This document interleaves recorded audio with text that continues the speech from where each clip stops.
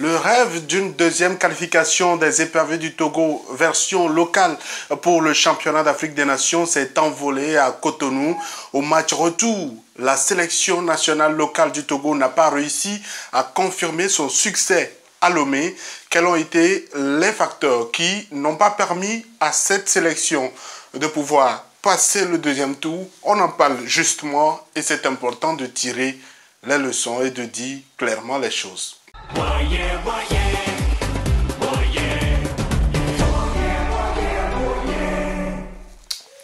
Salut à toi, bienvenue sur ma chaîne. Moi c'est Jacques, ici j'analyse l'actualité sportive africaine et si tu ne l'as pas encore fait, abonne-toi à ma chaîne, active la cloche de notification pour qu'on puisse continuer par être nombreux à évoquer ce type de sujet. J'ai dû attendre plusieurs jours pour pouvoir vraiment me résoudre à parler sous l'effet peut-être de l'émotion. Le jour J, on pouvait dire des choses qu'on pouvait regretter, mais je pense que plus de 48 heures après, on se rend compte de l'évidence. Les 18 pays qui sont qualifiés sont désormais connus et quand tu regardes toute cette liste, tu te poses assez de questions. Est-ce que la sélection nationale togolaise n'avait pas cette capacité, cette légitimité de pouvoir figurer parmi cette liste prestigieuse des 18 sélections qui vont participer à la prochaine compétition qui aura lieu en Algérie? Je dis qu'on avait tous les atouts. On avait la jeunesse, on avait la qualité technique, on avait même l'euphorie d'un public qui commence par s'habituer à un certain nombre de choses, surtout qui se rappelle de la belle participation des locaux lors du récent CHAN, la première participation d'ailleurs. Et moi je me disais il y a quelques semaines ici sur ma chaîne que parmi les facteurs qui pouvaient permettre à cette sélection-là de pouvoir se qualifier, il y avait le facteur, la première euphorie, et maintenant il faut enchaîner. Malheureusement, ce qui s'est passé à Cotonou, je pense qu'il faut clairement se dire la vérité. La sélection nationale locale, le staff, les joueurs sont passés à côté de la chose, à côté de l'opportunité et personne ne pourra donner une autre raison que cela. On ne peut pas être déjà dans une situation favorable avec une victoire à domicile au match aller, avoir l'opportunité de jouer le match retour sur un terrain neutre et se permettre de pouvoir venir et chercher à sécuriser juste la petite avance. Une avance même qui restait fragile parce qu'à Lomé, ce n'était juste que d'une avance d'un seul but. Comment est-ce qu'on peut comprendre qu'on ne puisse pas démarrer ce match avec beaucoup d'ambition, avec beaucoup d'audace et qu'on puisse vouloir dès les premières minutes conserver le seul but qu'on a inscrit chez nous? Je pense que c'était manque d'ambition et puis associé également à de la peur, du manque de confiance en soi. Parce que j'estime que quand on est sûr d'avoir eu toute la capacité, d'avoir eu la légitimité de gagner à Lomé, on devrait se dire, c'est nous qui avons le vent en poupe, c'est nous qui ne sommes pas vraiment sous pression, ce sont les autres qui sont obligés de jouer le jeu. Alors, la meilleure façon d'ailleurs de pouvoir conserver, de pouvoir empêcher qu'on puisse nous marquer, c'est d'attaquer. Comment est-ce que le sélectionneur a pu concevoir ce 11 de départ qui puisse autant avoir beaucoup de joueurs défensifs et qui ait assez de doutes au niveau des velléités offensives? Et surtout également, je pense qu'on avait parlé de cela, de la construction de jeu. Malheureusement, entre le match aller et le match retour, il n'y a pas eu la résolution de cette situation.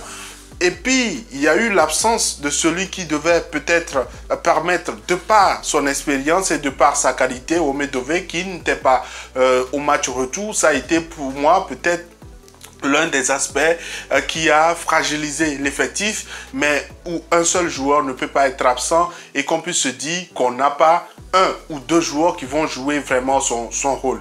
C'est vraiment terrible et ça illustre clairement le travail qu'il faut encore faire. Ça illustre clairement le manque d'ambition qu'on a et la réalité également de notre championnat. Je pense que je pourrais revenir là-dessus parce que quand tu regardes la liste de ces 18 pays qui participeront à ce championnat d'Afrique des Nations, quand tu regardes, tu te rends compte que, à part peut-être l'Égypte qui n'est pas dans cette liste, ou encore l'Afrique du Sud ou la Tanzanie, je pense que les meilleurs championnats se retrouvent là. Ça illustre clairement le schéma ou le travail qu'on doit faire déjà sur le plan local.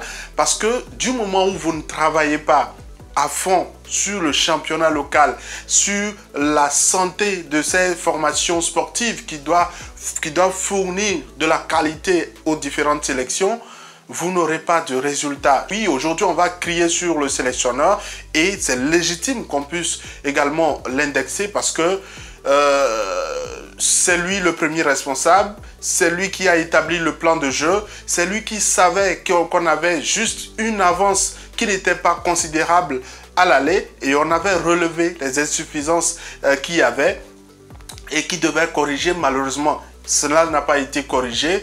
On a vu également que visiblement, l'impact du discours n'a pas été cela parce que quand tu vois le comportement des joueurs sur le terrain, quand tu vois leur déplacement, quand tu vois le manque d'enchaînement dans le jeu des locaux, tu peux te poser assez de questions. Ce n'est pas dit, ça ne remet pas en cause la qualité de l'entraîneur ou de son staff, ça remet plutôt en cause les décisions au moment opportun. Ils ont failli sur certaines choses et il faut clairement tirer les leçons et continuer par travailler. Et comme je le disais, c'est important de pouvoir solidifier nos championnats. C'est important de pouvoir solidifier nos formations sportives pour qu'elles puissent sortir des joueurs de qualité. Sinon, on va peut-être virer Jonas Kokou, on amènera quelqu'un d'autre qui aura des résultats assez difficiles. Et pourquoi ne pas parler également de ces joueurs? Qui dit que ces joueurs n'avaient pas envie d'aller au CHAN? Personne ne peut l'affirmer. Tous ces joueurs savent clairement que c'est une opportunité pour eux de pouvoir s'illustrer sur le continent. Mais qu'est-ce qui s'est passé? Peut-être parfois, il faut quand même le dire clairement, c'est leur qualité actuelle. C'est leur niveau actuel. On ne peut pas leur demander de créer, de faire des miracles. Le miracle qu'on pourrait faire, c'est de vraiment voir la réalité qu'on a et de pouvoir établir une stratégie qui pourra vraiment permettre de jouer en équipe et de déstabiliser tout adversaire. Le groupe de Jonas Kokou ne pourra pas se plaindre parce qu'il a eu plusieurs opportunités pour pouvoir se jauger. La double confrontation face à la Côte d'Ivoire nous a peut-être trompé, nous a mis peut-être dans une première euphorie, mais je pense qu'il faudrait vraiment s'arrêter et se poser les vraies questions. Malheureusement, le constat c'est que avec cette élimination, le Togo revient à la case départ. On a été exempté du premier tour parce qu'on était au récent championnat d'Afrique des Nations.